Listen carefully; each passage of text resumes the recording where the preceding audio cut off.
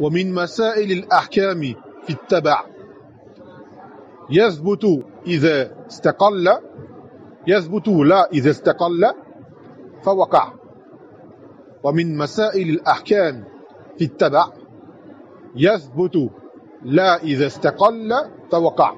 Ça, cette qaïda qui est nommée par يثبت تبعا ما لا يثبت استقلالا.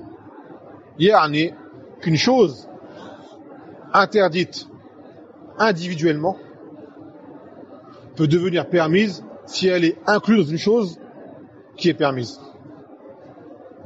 Une chose interdite individuellement, à part, en elle-même elle interdite, d'accord, peut devenir permise si elle rentre dans une chose plus grande qui elle est permise.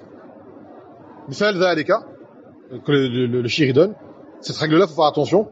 J'aime pas trop m'y aventurer car elle peut être mal comprise et mal interprétée et mal employée. D'accord, ça marche. Ce n'est pas à apprendre sur tout.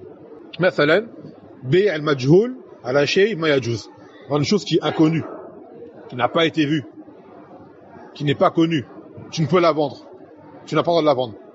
D'accord? Hada min ahkam al-buyu'. Quelqu'un demain, il dit, moi je veux acheter cette maison. Là-bas. La maison, il l'a bien vue, il a fait le tour, il a visité. Al-bayt yu'jibni ashtali. Tayyib. Est-ce qu'il a vu les fondations de la maison sous terre? Là. Donc, ces fondations, elles sont inconnues pour lui. Si demain il était venu, il a dit, ces fondations, elles avaient été madfouna, enterrées, il n'y a pas la maison dessus. Juste, il y a des fondations, mais on ne les voit pas. Israël a dit, j'ai acheté les fondations qui sont là. On dit, si tu ne les as pas vues, tu ne sais pas comment elles sont, tu ne peux pas les vendre. Il faut qu'elles soient vues et connues.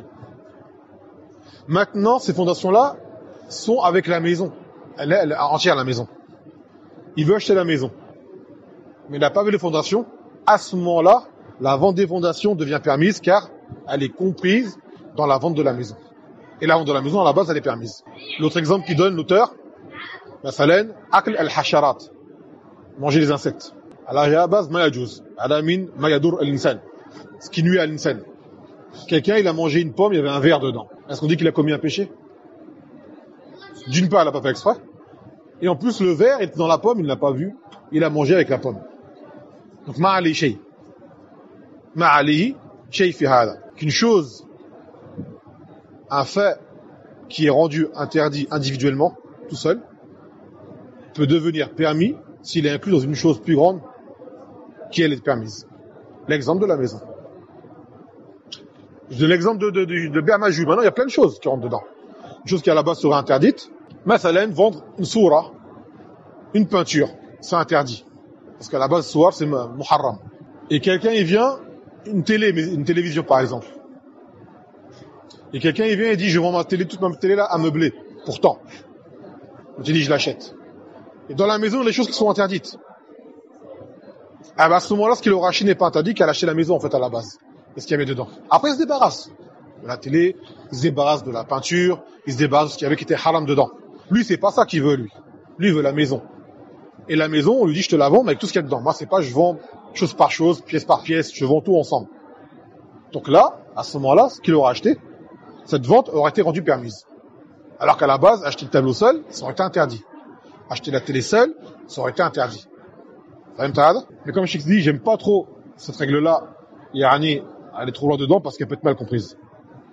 Les gens pourront prendre du haram, vont dire, là, ça rentre dans une chose qui est halal, je le fais. Il y a des limites, tu vois. Il y a des limites.